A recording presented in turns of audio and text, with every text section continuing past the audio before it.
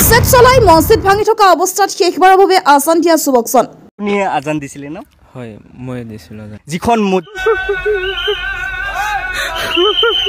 গোৱালপাৰা উচ্চস্থলীত এইগৰাকী সাহসী যুৱকে শেষবাৰৰ বাবে দিছিল মগৰিবৰ আজান আৰু আৱেগিক হোৱাৰ কথাই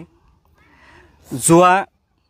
তেওঁ জন্মৰ আগৰে পৰা এই মছজিদত আধা উচ্ছেদৰ পিছতেই মগৰিবৰ অন্তিম আজান দি অজ্ঞান হৈ পৰিছিল যুৱকজন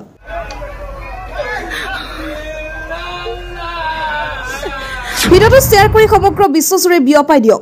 মছজিদত উচ্ছেদ চলি থকাৰ সময়তে এগৰাকী সাহসী যুৱকে শেষবাৰৰ বাবে দিছিল মগৰিবৰ আজান আপুনি আজান দিছিলে ন হয় মই দিছিলোঁ যিখন হয় অসমৰ বিভিন্ন প্ৰান্তৰ লগতে গোৱালপাৰাতো চলিছিল উচ্ছেদ অভিযান তাৰ মাজতে উচ্ছেদ কৰা হৈছিল এখন জামে মছজিদ মগৰিবৰ নামাজৰ সময়তে চলি আছিল মছজিদত উচ্ছেদ অভিযান কিন্তু তাৰ মাজতে এগৰাকী সাহসী যুৱকে শেষবাৰৰ বাবে মছজিদটোত দিছিল আজান উক্ত স্থানত উপস্থিত আছিল শ শ আৰক্ষী প্ৰশাসন আৰক্ষীয়ে আজান দিয়াত বাধা প্ৰদান কৰিছিল যদিও সাহসী যুৱকজনে শেষবাৰৰ বাবে দিছিল মগৰিবৰ আজান ভিডিঅ'টো সামাজিক মাধ্যমত ভাইৰেল হোৱাৰ লগে লগে যুৱকজনক প্ৰশংসাৰে উপচাই পেলাইছে সকলোৱে প্ৰথমবাৰৰ বাবে ভিডিঅ'টোত কি ক'লে আজান দিয়া সেই সাহসী যুৱকজনে কিয় আজান দিয়া সময়ত অজ্ঞান হৈ পৰিছিল যুৱকজন আপুনি এগৰাকী মুছলমান হিচাপে ভিডিঅ'টো শ্বেয়াৰ নকৰাকৈ নাথাকিব লগতে এগৰাকী মুছলমান হিচাপে কমেণ্টত মাশাআল্লাহ লিখিবলৈ নাপাহৰিব আৱেগিক হৈছে আৰু আৱেগিক হোৱাৰ কথাই 60 বছৰৰ নিচিনা হৈছে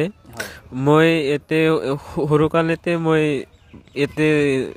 মছজিদখন দেখা পাইছোঁ এতে আমি নামাজ পঢ়িছোঁ মোৰ দাদা পঢ়িছে মোৰ বাপে পঢ়িছে সব মানুহে এতে পঢ়ে নামাজ পঢ়োঁ কিন্তু ইয়াৰ পৰা ফেৰ আৰু এটা মছজিদ আছে ওইটো বৃদ্ধপাৰা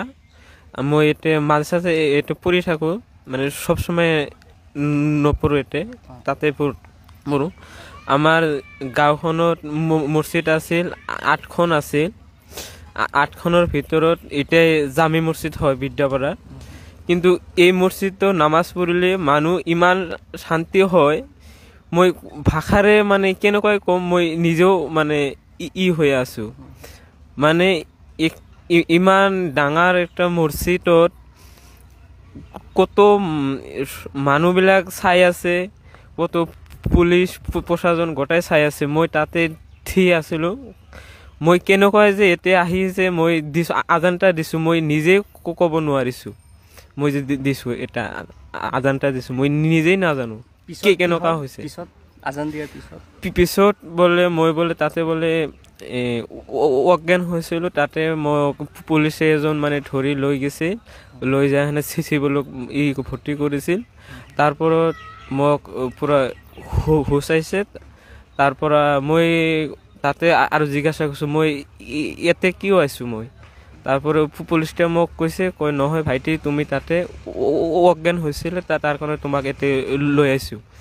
তাৰপৰা মই তেতিয়া আছে মই জানো মোক চিচিবলৈ লৈ গৈছে তাৰপৰে ৰাতে 10টা বাজাত মোক নামা গুছি থৈ গেছে।